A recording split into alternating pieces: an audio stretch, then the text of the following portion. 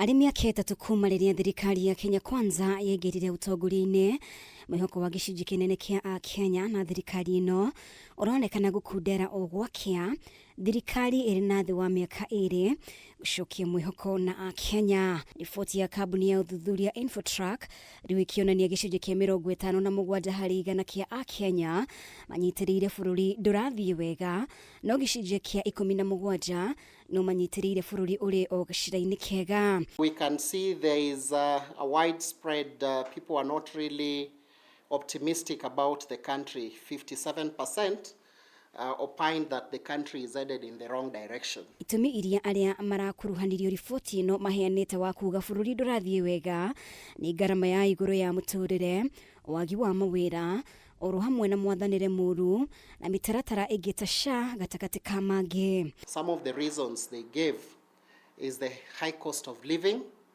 Then of course there is poor governance and unemployment. There is issues to do with SHA or SHIF.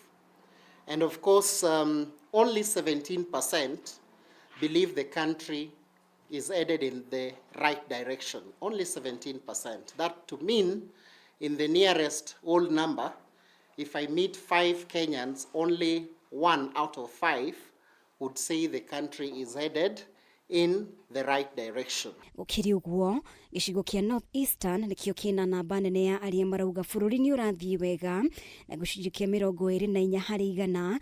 Icigo cia Rift Valley na Coast ikarumirira na gicunji kia 21, icigo kia Eastern na gicunji kia 19, Nyanza na gicunji kia 16, Western na gicunji kia 15, Nairobi na gicunji kia 13, icigo gia gatagati ikinyitirira namba iria nini makiria na gicunji kia 10. The region that scored the highest for the right direction is Northeastern at 24%. It's still a low figure, but at least you can see, whereas places like Central, only 10% believe the country is headed in the right direction. On the wrong direction, still Central is leading. You can see a bit of pessimism from Central, Western Province or Western Region, then Eastern Region.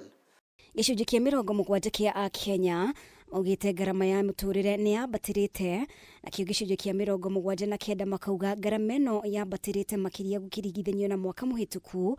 Imwe cia itumi iria cicungiriirie hihi ari kuongererwo kwa magoti, mitaratara imwe ya thirikari, ungumania hamwe na wagi wa mawira. If you meet 10 Kenyans, 7 of them will talk about high cost of living. That's how severe it is. Then of course it's even higher if you compare it with last year, because 79% reported to us that if they compare their share or the cost of running their households and what they are running their households or businesses, if they have businesses, if you do the comparison for the 2 year, then 79% feel it has really gone up high. So what do government really need to do? Do they need to widen that cash transfer, which is now pegged within those 70 years plus? Can they lower it and consider even 60 years old and put it within there? That's out for them there to decide. Ngiribotera Kameme TV, ritwa riakwa ni Mubi wa Shege.